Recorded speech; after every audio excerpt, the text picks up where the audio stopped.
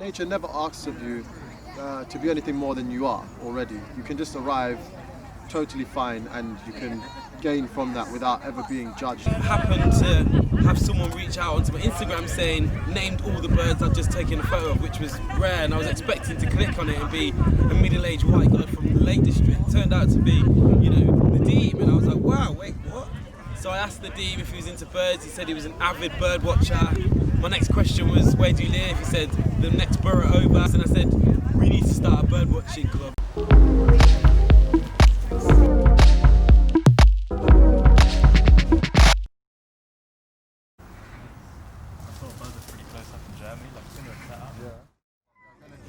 Guys that grew up rapping in school that are going to grow up and end up in tea rooms, end up bird watching. We're at the forefront of this new era. I'm Nadeem Pereira. I'm a youth sports coach in East London, Hackney, and I'm also a co-founder of Flock Together.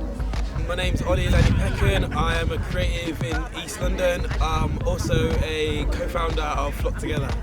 Started our group at the height of the BLM, post George Floyd murder, and just, you know, really felt like we needed more support within our community. I think we were, as a community, really suffering. For me, I've always used bird watching as an escapism. You know, it helped me through some really tough times, especially through work, stressful job, and it was an opportunity for me to just really gain perspective. Been doing that for probably 7 years now. Very student level in regards to my experience in the great outdoors. But yeah, I benefited from bird watching in the way, and I could help the community also benefit. That was the inspiration for me. And then yeah, Nadeem. Yeah, I mean, like, simply put, we as people of colour are subject to our own particular set of problems.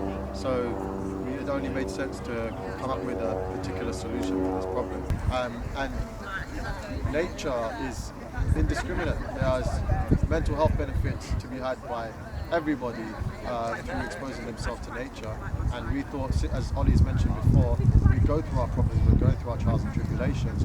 This is an easily accessible help along the way. This isn't the answer, but this is a help along the way. And it's very important for us to open this door up to the rest of our community. It's really taking time out, whether that's time out from social media, whether it's time out from certain people, whether it's time out from environments. You know, it's really important just to pause. You know, that moment of gaining respect through that pause is so important. You know, utilising the incredible green spaces we have in the UK and especially London, taking your time out, breathing, and you know, that will help you gain perspective. That for me is how I would like to advise people and really look after mental health.